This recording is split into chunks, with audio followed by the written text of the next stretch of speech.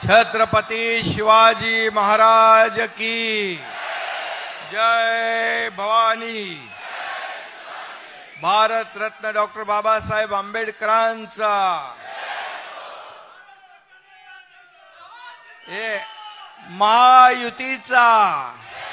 महायुतीचा आता विधानसभेच्या निवडणुका जिंकेपर्यंत काय महायुतीचा। सगळ्यांनी बरोबर लक्षात ठेवा। आजच्या महायुती झालं परत महायुतीच्या मेळाव्याला उपस्थित राज्याचे लोकप्रिय उपमुख्यमंत्री देवेंद्र फडणवीसजी, आमचे धडाडीचे उपमुख्यमंत्री अजितदादा पवारजी, केंद्रीय मंत्री पीयूष गोयलजी, केंद्रीय मंत्री प्रतापराव जाधवजी, राणेसाहेब, नीलमताई गोरे, नरहरी झिरवळ, छगन भुजबळ साहेब, राधाकृष्ण विखे पाटीलजी, दीपक केसरकरजी, मंगल प्रभात लोढाजी, उदय सामंत, विजय गावितजी, रवींद्र चव्हाण, संजय बनसोडे, सुनील तटकरे, आनंदराव आडसूळ, आशिष शेलार, पंकजाताई मुंडे, रुपालीताई चाकणकर, भावनाताई गवळी, जयदीप कवाडे, चित्राताई वाघ, व्यासपीठावर सर्व मान्यवर। कोण राहिला असेल तर मला ज्यांनी हे दिलं त्याची चुकी आहे।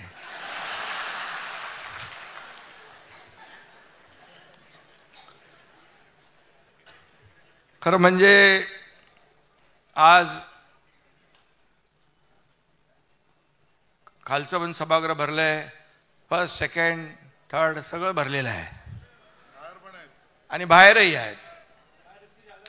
बाहर इससे ज्यादा है। अच्छा, बाहेर याच्यापेक्षा जास्ती आहे, स्क्रीन लावली ना। पण अगदी शॉर्ट नोटीसवर एवढ्या मोठ्या संख्येने महायुतीचे कार्यकर्ते उपस्थित झाले त्याबद्दल मी आपल्या सगळ्यांचं मनापासून स्वागत करतो, मनापासून आपल्याला धन्यवाद देतो। सर्व खासदार आहेत, सर्व आमदार आहेत, पदाधिकारी, सर्व जिल्हा प्रमुख, जिल्हाध्यक्ष, तालुकाध्यक्ष, शहराध्यक्ष, महिला आघाडी, युवा सेना, सर्वच कार्यकर्ते। मगाशी देवेंद्रजींनी अजितदादांनी पण आपल्या टीम इंडियाचं अभिनंदन केलं, मी टीम इंडियाचं अभिनंदन करतो। अतिशय आपण काल त्यांचं विधान भवनामध्ये स्वागत केलं, अभिनंदन केलं आणि देवेंद्रजी म्हणाले की कधी काय कोण आउट होईल, कधी कोण सरकार बनवेल, काहीच पता नसतो। खरं म्हणजे त्यांनाही माहीत नव्हतं की महाविकास आघाडीचं सरकार स्थापन होईल, कारण लोकांनी जनतेने कौल दिला होता महायुतीला। परंतु महाविकास आघाडीला माहीत नव्हतं की आपलं सरकार जाईल आणि महायुतीचं सरकार येईल। त्यामुळे मी आपल्याला एक शेर ऐकवतो।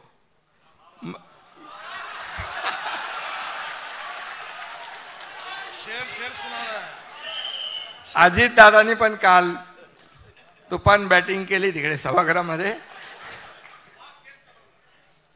आणि काल देवेंद्रजींनी पण आपल्या अभिनंदनाच्या हातात चांगली बॅटिंग केली आहे। खरं म्हणजे या सर्व पार्श्वभूमीवर हे आपल्याला माहीत आहे, पण मी आपल्याला सांगू इच्छितो, मैं अकेला ही चला था जानिब ए मंजिल, मैं अकेला ही चला था जानिब ए मंजिल, मगर लोग साथ आते गए और कारवां बनता गया।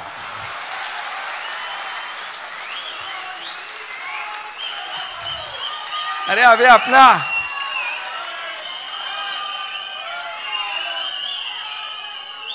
कारवा बहुत बढ़ गया है अपना बड़ा, आणि म्हणून 2 वर्षापूर्वी महाराष्ट्राने एक मोठा उठाव पाहिला। नागरिकांच्या आणि मतदारांच्या विश्वासघाताविरोधातला तो उठाव होता. आणि बरोबर 2 वर्ष झाली त्याला. मी मगाशी म्हटलं त्याप्रमाणे आम्ही एक धाडसी निर्णय घेतला. जे लोकांच्या मनातलं सरकार पाहिजे होतं, महायुतीचं पाहिजे होतं, वैचारिक भूमिकेतलं पाहिजे होतं, बाळासाहेबांच्या विचारांचं पाहिजे होतं, ते सरकार स्थापन केलं. 50 लोक सोबत होते, 13 खासदार नंतर आले. त्यानंतर हजारो लाखो पदाधिकारी आणि शिवसैनिक सोबत आले. मी या ठिकाणी सांगू इच्छितो, उपमुख्यमंत्री देवेंद्रजी यांची देखील मला भक्कम साथ लाभली, सहकार्य लाभलं. भाजपच्या नेत्यांनी, पदाधिकाऱ्यांनी, कार्यकर्त्यांनी देखील भरपूर प्रेम दिलं. बाळासाहेबांचे विचार आणि दिघे साहेबांचे विचार सोबत होतेच. आणि मी आधी म्हणालो होतो की त्यावेळेस आदरणीय देशाचे प्रधानमंत्री मोदीजी आणि गृहमंत्री अमित शाह साहेब हे चट्टान की तरह पाठीशी उभे राहिले खंबीरपणे. आणि त्यानंतर गेल्या वर्षी अजितदादा सोबत आले आणि एक ताकद वाढत गेली. आज महायुतीने आपल्या महाराष्ट्राचं चित्र पालटलंय. सगळी कामं ठप्प होती. आपलं सरकार यायच्या अगोदर सगळीकडे स्पीड ब्रेकर टाकून ठेवले होते. याला स्टे, त्याला स्टे, कारशेड बंद, मेट्रो बंद, रस्ता बंद, समृद्धी बंद, कोस्टल बंद, अटल सेतू बंद. काय चालू होतं? सण उत्सव सगळे बंद.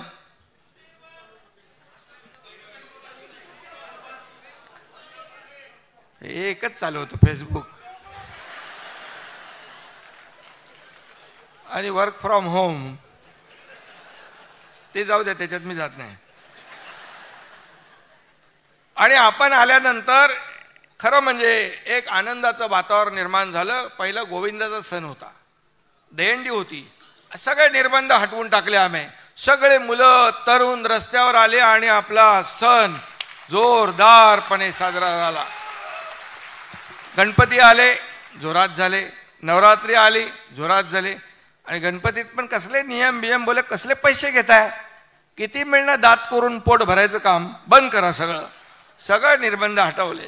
नवरात्री आली, दसरा, दिवाळी. आणि आपण एक पाहिलं की राज्यामध्ये एक समृद्धी, एक आनंदाचा माहोल तयार झाला. तोही विकासाबरोबर आवश्यक आहे, कारण ह्या आपली संस्कृती आहे, आपली परंपरा आहे या महाराष्ट्राची.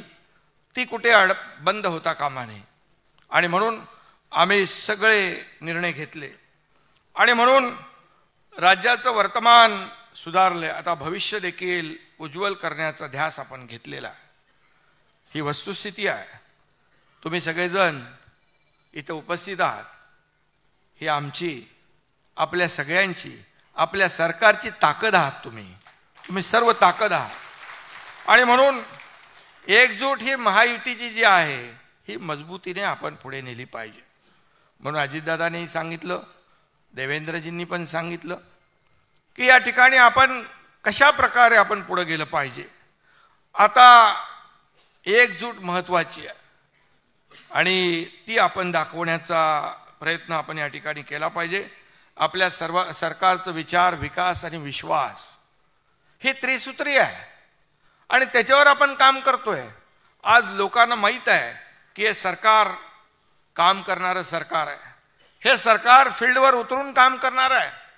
आता बघा, मी उशिरापर्यंत काम करतो, देवेंद्रजी उशिरापर्यंत काम करतात, अजितदादा सकाळी उठून लवकर चालू करतात काम. त्यामुळे 24/7 हे सर्कल चालू आहे. आता कधी तुम्ही मला रात्री 2, 3, 4 वाजता पण काम करताना पाहू शकता.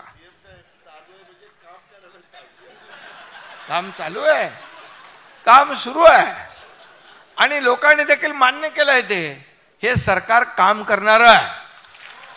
आणि प्रधानमंत्री महोदयांनी पण त्याच्यावर शिक्कामोर्तब केलेलं आहे. हे आपल्यासाठी मोठी बाब आहे, अभिमानाची, आनंदाची आहे. हे सरकार लोकांचं आहे. मी नेहमी काय सांगतो, हे सर्वसामान्यांचं सरकार आहे, गोर गरिबांचं आहे, शेतकऱ्यांचं आहे, कष्टकऱ्यांचं आहे, माझ्या माता भगिनींचं आहे, माझ्या बांधवांचं आहे, युवकांचं आहे, ज्येष्ठांचं आहे, सगळ्यांचं, वारकऱ्यांचं आहे. आणि हे सरकार जसं आपण सर्वसामान्यांचं म्हणतो तसंच गेले 2 वर्ष जर आपण पाहिलं तर आमच्या कॅबिनेटमध्ये एकही असा कुठलाही निर्णय वैयक्तिक लाभाचा आम्ही घेतला नाही. एकही निर्णय. जे निर्णय घेतले, सुरुवातीला तर मी आणि देवेंद्रजी दोघंच होतो, शपथ घेतली आणि कॅबिनेट घ्यायची असते, तोही निर्णय तुम्ही बघा, शेतकऱ्यांसाठीच आम्ही पहिला निर्णय पहिल्या कॅबिनेटमध्ये घेतला. त्यामुळे आम्हाला वैयक्तिक काहीच नाही आहे. आम्हाला एकच आहे, या राज्यातला सर्वसामान्य माणूस सुखी झाला पाहिजे. या राज्यातलं माझी माता भगिनी, माझा शेतकरी, कष्टकरी, त्याला चांगले दिवस आले पाहिजे, त्याच्या आयुष्यामध्ये बदल घडला पाहिजे.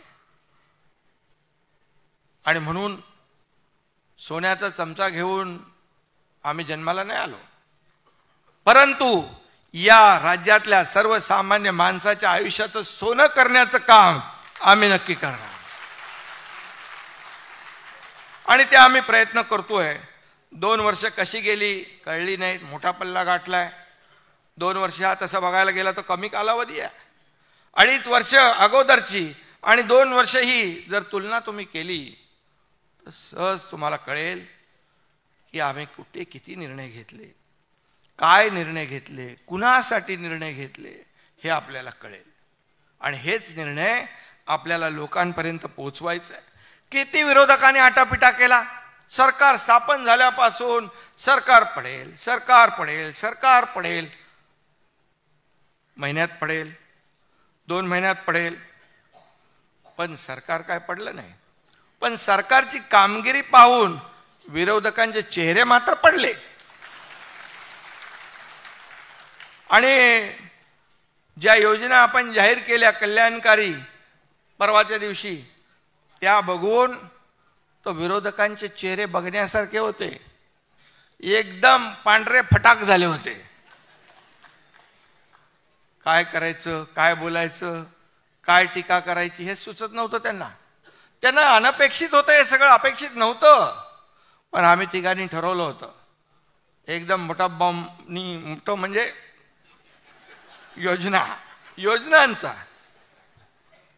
योजनांचा निर्णय घ्यायचा.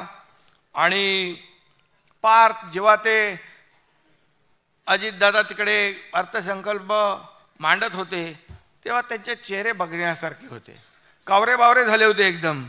काय होणार, कसं होणार, काय हे सगळं खोटं आहे, हे होणार नाही, कुठून पैसे आणणार. अरे कुठून पैसे आणणार? आम्ही जेव्हा निर्णय घेतला तेव्हा तिघांनी बसून त्या पैशाची तरतूद केली त्याच्यामध्ये. आणि नियमात बसून, कुठलाही आम्ही नियम मोडला नाही, RBI नाही, गाईडलाईन नाही, कुठलं काही आम्ही तोडलं नाही, सगळं नियमात बसून केलं. कारण आम्ही जे सरकारचे पैसे हे लोकांपर्यंत पोहोचले पाहिजे ही भावना आमच्या मनामध्ये आहे. स्वतःच्या घरात पैसे न्यायचं आम्हाला नाही, आम्हाला लोकांना द्यायचे आहे. आणि म्हणून त्या योजनामध्ये कसा खोडा घालायचा असं सगळं चालू झालं. आणि पैसे कुठून आणणार? मग राहुल गांधी म्हणाले होते, खटखटाकट खटखटाकट 1 लाख भरा. ते बोलल्यावर लगेच ते सभागृहामध्ये त्यांना लागलं. मला त्यांनी त्यांच्यावर विश्वासच नाही ठेवला लोकांनी. खटखटाकट खटखटाकट 1 लाख रुपये देणार म्हणाले, पण लोकांनी विश्वास ठेवला का? मोदीजींना पुन्हा प्रधानमंत्री बनवलं की नाही? व तुम्ही पेढे कसले वाटते येड्यासारखे? मोदीजी 3ऱ्यांदा हॅट्रिक झाले म्हणून पेढे वाटताय का? तुम्ही 3ऱ्यांदा हारायची हॅट्रिक केले म्हणून पेढे वाटताय? ठीक आहे, महाराष्ट्रामध्ये फेक नरेटिव्ह केलं, खोटं फसवलं, हे आरक्षण जाणार, संविधान बदलणार, आदिवासीचं आरक्षण जाणार, मुसलमानांना हे करणार, ते करणार, दलितांवर अन्याय करणार, दलितांचं आरक्षण जाणार, हे फसवलं तुम्ही. ठीक आहे, महाराष्ट्रामध्ये जागा कमी आल्या, परंतु एवढं आपल्याला आपण थोडे गाफील राहिलो, ही वस्तुस्थिती आहे. आणि आपले काही लोक सुट्टीचा आनंद घ्यायला गेले. बोले 3 दिवस सलग सुट्या येणारच आहेत ना, 400 पार, मोदीजी तर आणणार.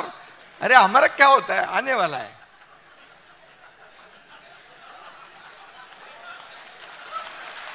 आणि तुम्ही सगळे राहिले एकदम गाफील. आणि त्यांनी येऊन ठपाठप 80% वोटिंग करून गेले.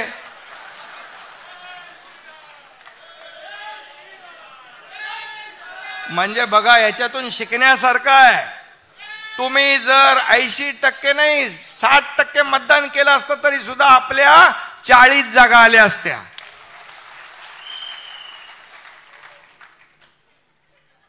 आणि म्हणून पण एकदाच फसवता येतं, परत परत नाही येत फसवता. आणि एकदाच माणूस फसतो. आता शाणे झालो आपण सगळे. झालात ना तुम्ही पक्का. आणि म्हणून मोदीजी प्रधानमंत्री झाले. आता आपल्याला देशाला पुढे नेतील. कारण शेवटी आज कोणीतरी म्हणालं मोदीजींवर काय भ्रष्टाचाराचा आरोप केला. बोले कोण नाना पटोले का काहीतरी म्हणाले भ्रष्टाचारचे काय सरदार,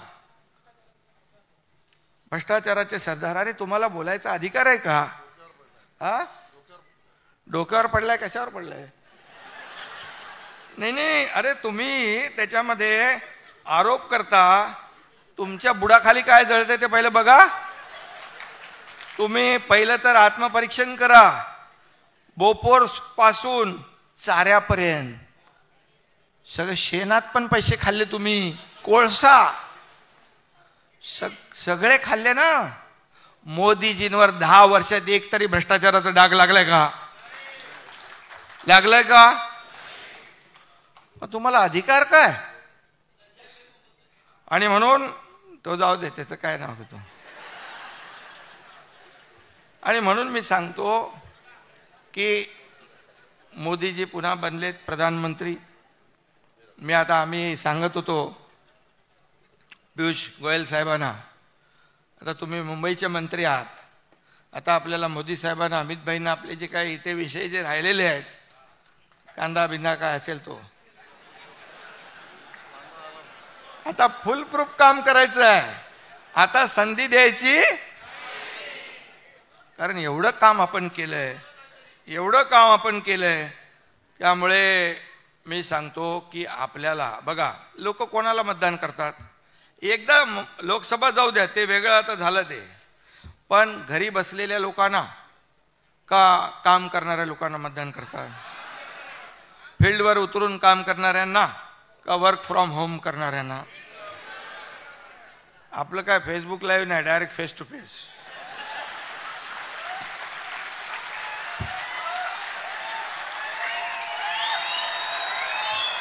त्यामुळे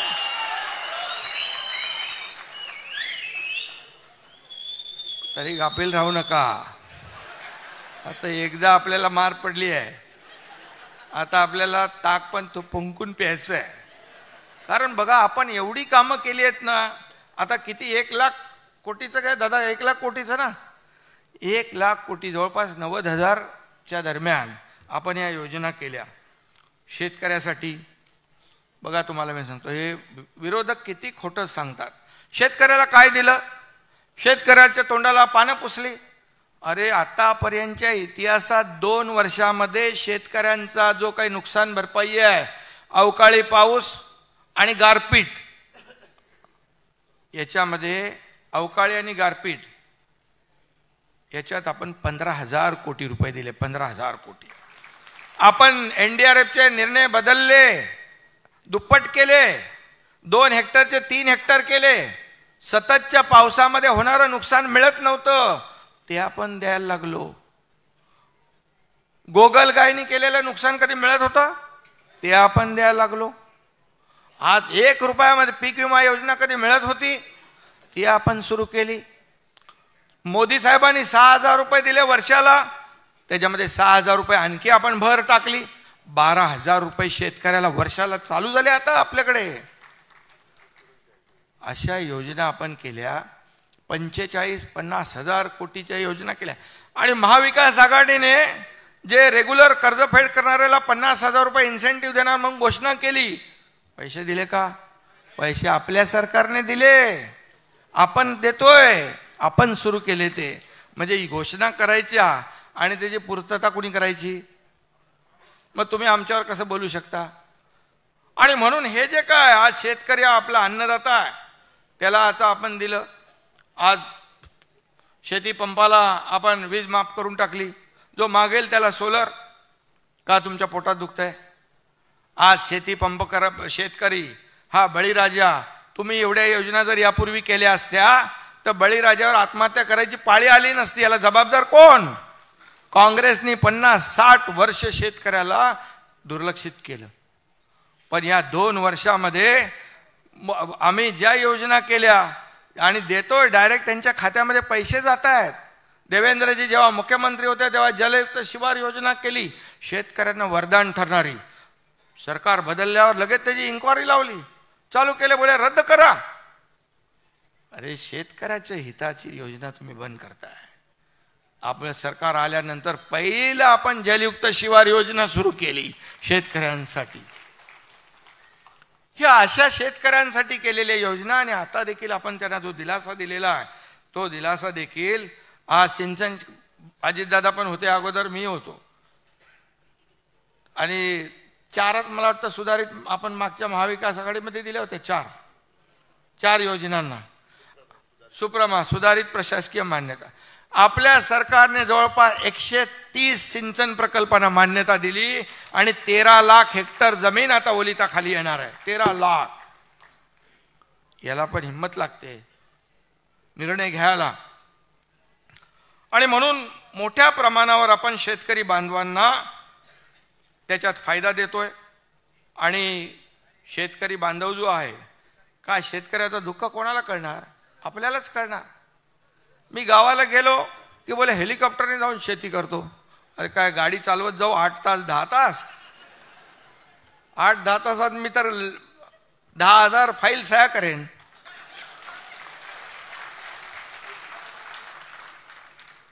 आणि सगळ्यांना माहित आहे मुख्यमंत्री मदत योजना कुठली आपली ती मुख्यमंत्री सहाय्य योजना. अरे तुम्ही 2 कोटी फक्त दिले. या एकनाथ शिंदेने 250 कोटी रुपये दिले मुख्यमंत्री सहाय्यतेने. आपल्याला माहिती पाहिजे म्हणून मी सांगतो. बघा एकच आहे, मी आरोपाला उत्तर कामातून देतो. आरोप कितीही करा, पण आम्हाला तुम्ही विचलित करू शकत नाही. आमचा फोकस जो आहे कामावर आहे. पण हे काय जे झालंय घडलंय ते तुम्हाला कळलं पाहिजे म्हणून सांगतोय मी. आणि म्हणून शेतकऱ्यालाच शेतकऱ्याचं दुःख कळतं. आणि म्हणूनच आपले सर्वजण बहुतेक लोक आज शेतकऱ्याच्या घरात जन्मलेली आहेत. आणि त्यामुळे आम्ही शेतकऱ्याच्या ज्या योजना आहेत त्याला कधीही हात आकडता घेत नाही. आता आपले मुख्यमंत्री लाडकी बहीण योजना, बोले लगेच सांगितलं लाडका भाऊ आठवला नाही का?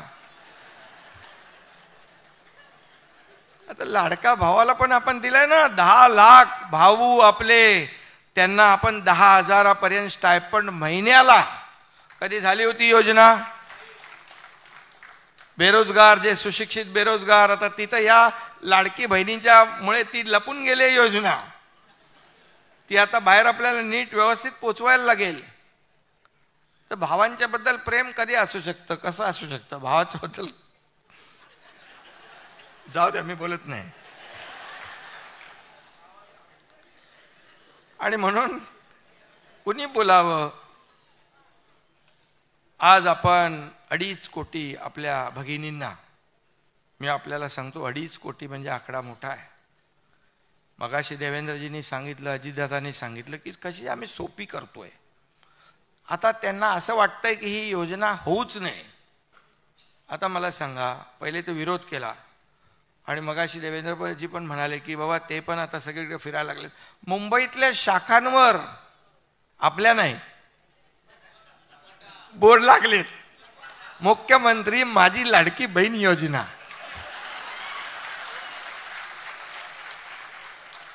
चांगलं आहे. इकडे म्हणायचं घटनाबाह्य मुख्यमंत्री, असंवैधानिक मुख्यमंत्री, घटनाबाह्य सरकार. योजना ना तुम्ही बोर्ड लावता बरोबर. ठीक आहे, चांगलं आहे. पण किती काय केलं तरी त्या लोकांना माहीत आहे की देणारे कोण आणि घेणारे कोण. त्यामुळे आमचं सरकार हे दोन्ही हाताने देणारं आहे आणि देत राहणार. आज 3 गॅस सिलेंडर. आता बघा, एका घरात 2 भगिनींना आपण देणार म्हणजे 3,000 रुपये महिन्याला, आणि एका बहिणीला 3 गॅस सिलेंडर, हे 6 झाले. आता चिंताच गेली ना पंकजाताई, बरोबर ना? चिंता गेली. चिंता करणारं हे सरकार आहे. कारण आपण बघितलंय आपली आई, आपली भगिनी, आपली पत्नी कसं त्या कसरत करायचे ते लोक, कसं गॅस संपला की काय चिंता व्हायची. आता म्हणून हे सरकार जनतेचं, माझ्या भगिनींचं चिंता करणारी आहे. तुम्हाला टेन्शन तुमचं दूर करणारी आहे.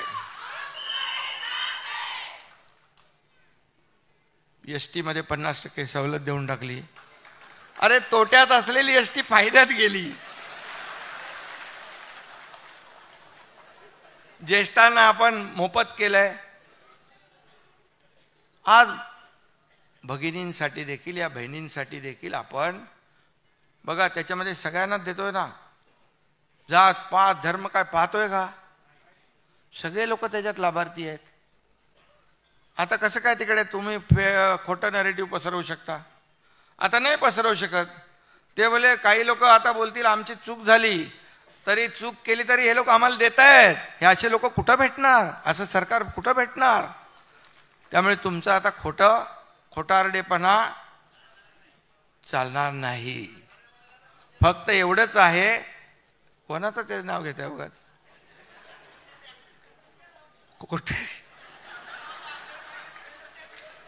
खोटा बोला पण रेटून बोला, हे आता चालणार. पण तुमचं काम आहे की हे सगळं तुम्ही पोचवलं पाहिजे. मगाशी भगिनींबद्दल देवेंद्रजी पण बोलले, ते काय सख्खे भाऊ इकडे आहेत, सावत्र भाऊ तिकडे आहेत. सावत्र भाऊ पण आता क्रेडिट घ्यायला लागलेत, आम्हीच देतोय. सगळ्या आमच्या बहिणी हुशार आहेत. त्यांना माहीत आहे कुठला भाऊ देणार आहे आणि कोण देणार आहे आणि कोण देतोय. त्यामुळे याच्यामध्ये अगदी सोपं, जसं देवेंद्रजी म्हणाले तसं आपण सोपं करू. सेल्फ डिक्लेरेशन करू आणि त्याच्यामध्ये फटाफट, खटाखट नाही, पटापट त्यांच्या खात्यात जाऊ दे. गरिबी हटाव, गरिबी हटाव. काँग्रेस किती वर्ष बोललो, गरिबी हटली का? गरीब हटला, गरिबी नाही हटली. पण मोदीजींनी पटापट 25 कोटी लोकांना गरिबीच्या वर आणलं की नाही? आता बघा, राजीव गांधीच एकदा बोलले होते, केंद्रातून 1 रुपया आला की शेवटच्या माणसापर्यंत 15 पैसे पोचतात. 15 पैसे म्हणजे मधले 85 पैसे कुठे जातात? हे कोण बोललं? राजीव गांधी बोलले. आता जर ते सरकार असतं तर हे 1500 रुपये आपण थेट देतोय डायरेक्ट, म्हणजे 3000 रुपये महिन्याला, 18,000 रुपये, 18 दुने 36,000 रुपये एका घरात, हे डायरेक्ट. आता दुसरं सरकार असतं तर किती? 15%च गेले असते.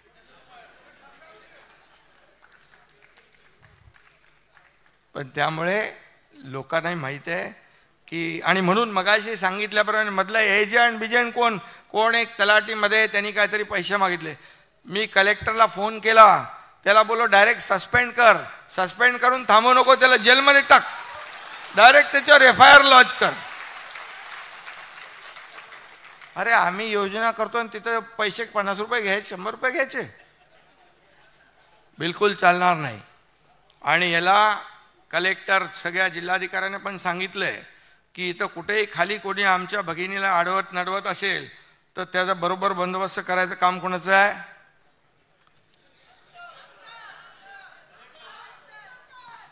नाही, तुम्हाला पण कोण भेटला असं तर त्याचं आपल्या पद्धतीने करायचं. ते शेवटी पैसे आपल्या भगिनीच्या खात्यात गेले पाहिजेत, हा आपला उद्देश आहे. आता बघा, 3 पक्ष 4 पक्ष आपल्या महायुतीत आहेत. उद्देश आपला काय? आपल्या लाडक्या बहिणीच्या खात्यात पैसे पोचवणे. आणि म्हणून चिंता करू नका, तुमचे इथे भाऊ बसलेले आहेत, त्यामुळे टेन्शन घेऊ नका. काल सोशल मीडियावर मी एक व्हिडिओ बघितला. त्यामध्ये एक मुलगी आपल्या वडिलांना सांगत होती, माझ्या आईला काही बोलायचं नाही बरं, ती मुख्यमंत्र्याची बहीण आहे, लक्षात ठेवा.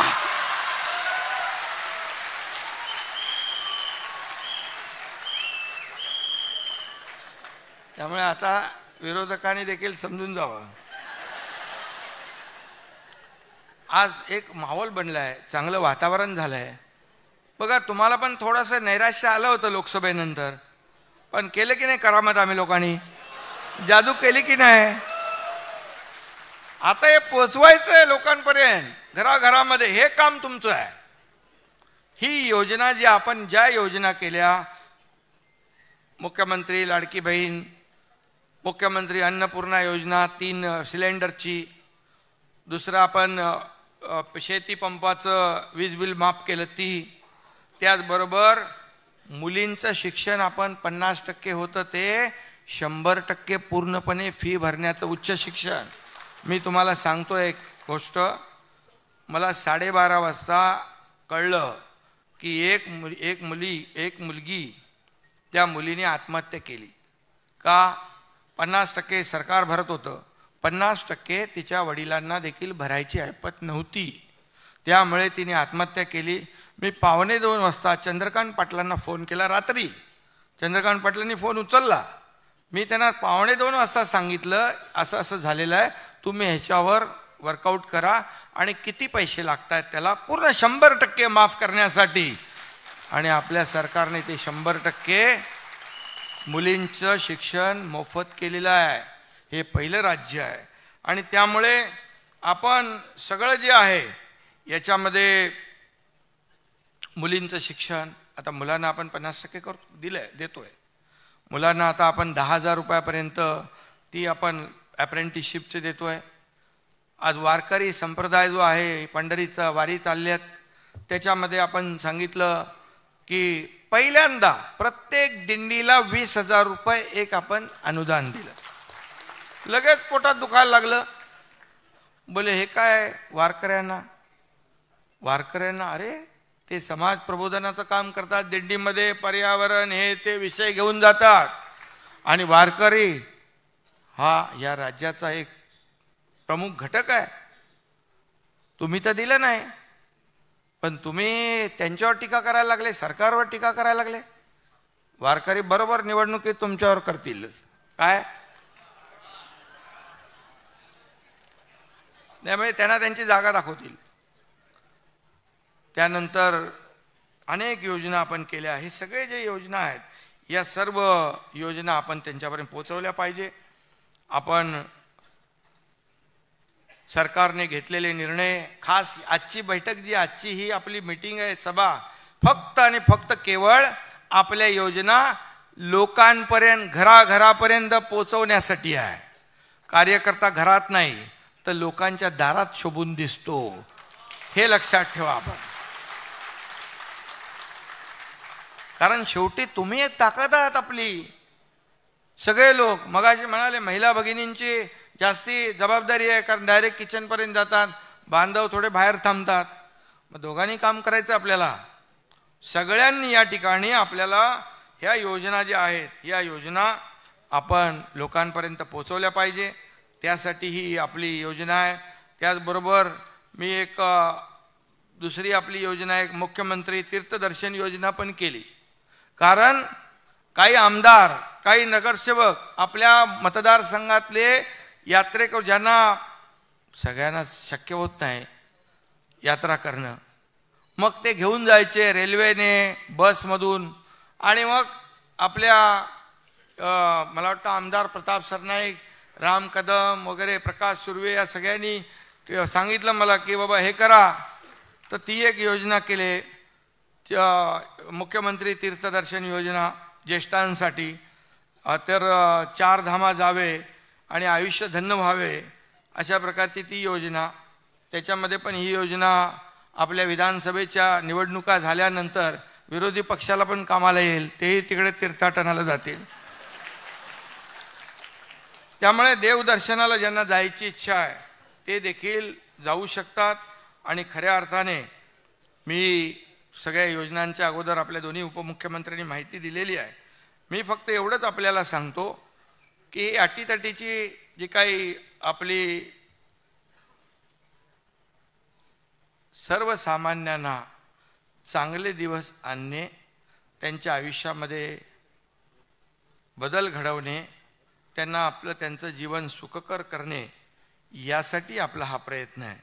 त्यामुळे ही जी लढाई आहे या फेक नरेटिव्हवर मागच्या वेळेस त्यांनी काही प्रमाणामध्ये यश मिळवलं आहे, परंतु तुम्ही आता जागृत आहात. या सर्व याला ताबडतोब तिथल्या तिथे उत्तर द्यायचं आहे. हे खोटं आहे, हे खरं आहे, ही जबाबदारी कार्यकर्त्यांची आहे आणि ती आपण पार पाडली पाहिजे. आणि ही जर पार पाडली तरच मग आपण त्यांचे मनसुबे जे आहेत ते धुळीस मिळवू शकतो.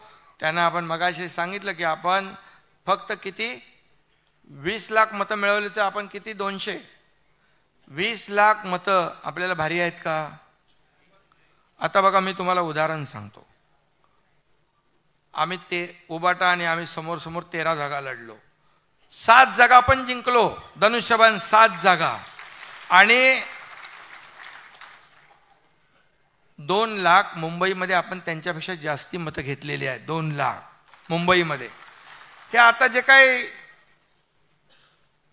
दुसरी जी वोट बँक काँग्रेसची इकडून तिकडून जमा झाली आहे, थोडी सूज आली आहे, ती सूज निघून जाईल. आणि नक्की यामध्ये आपल्याला त्याच्यामध्ये यश मिळेल. कारण या ज्या काही कल्याणकारी योजना ज्या आहेत त्या आपण घराघरामध्ये पोचवण्यासाठी जीवाचं रान केलं पाहिजे, रात्रीचा दिवस केला पाहिजे.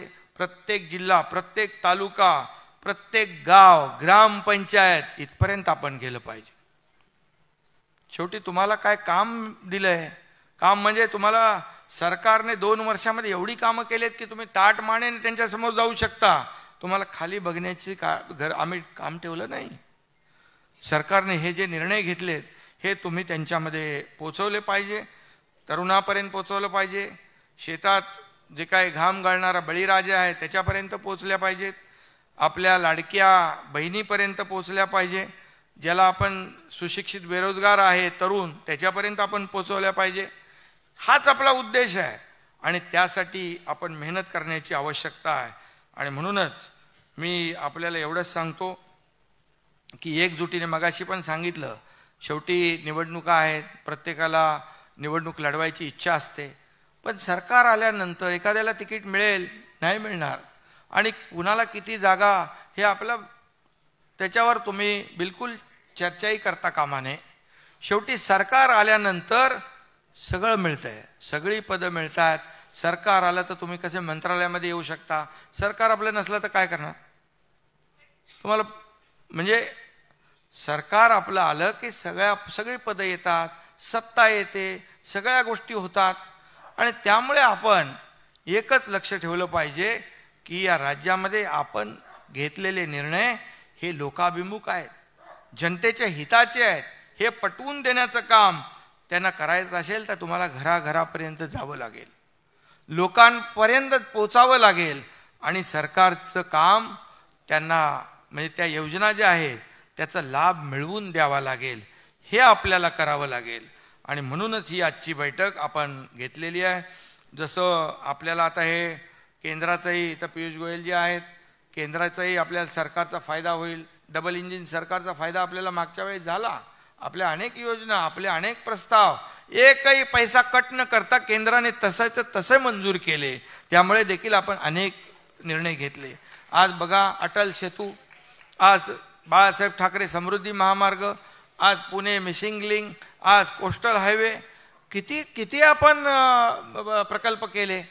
नाना पटोले गेले बोले एवढे मोठी भेग पडली, कुठं?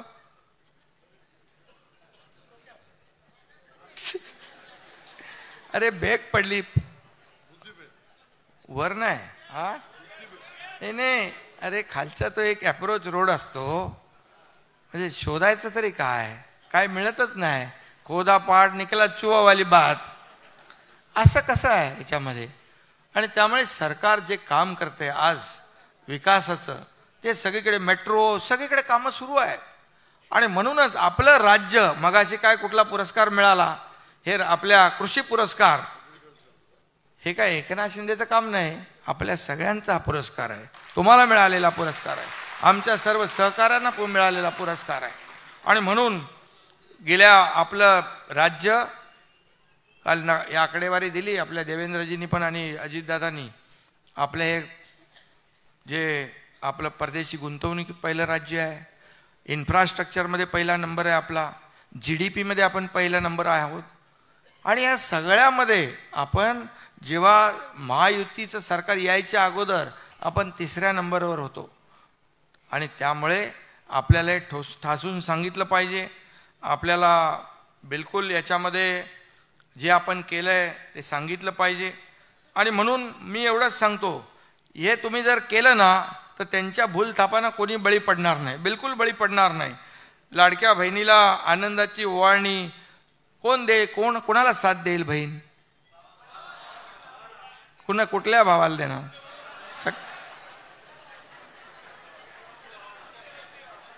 त्यामुळे आपले खरे भाऊ आहेत, सरकार त्यांचं आहे आणि आता महायुतीला. आणि म्हणून आपल्याला मी सांगतो, शेतकऱ्यांचा सन्मान करणाऱ्यांना साथ देतील ना, बेरोजगारांना नोकऱ्या देणाऱ्यांना साथ देतील ना. मग हे आपण फक्त लोकांपर्यंत पोचवायचं आहे. आणि हे आपण एवढं केलं तर मला वाटतं येत्या निवडणुकीमध्ये विजय महायुतीचाच आहे. आणि म्हणून आपण एकजुटीने लढूया आणि एकजुटीने जिंकूया, एवढंच आपल्याला सांगतो. पुन्हा एकदा मी आपल्या सगळ्यांना मनापासून धन्यवाद देतो आणि आपलं सगळ्यांचं अभिनंदन करतो.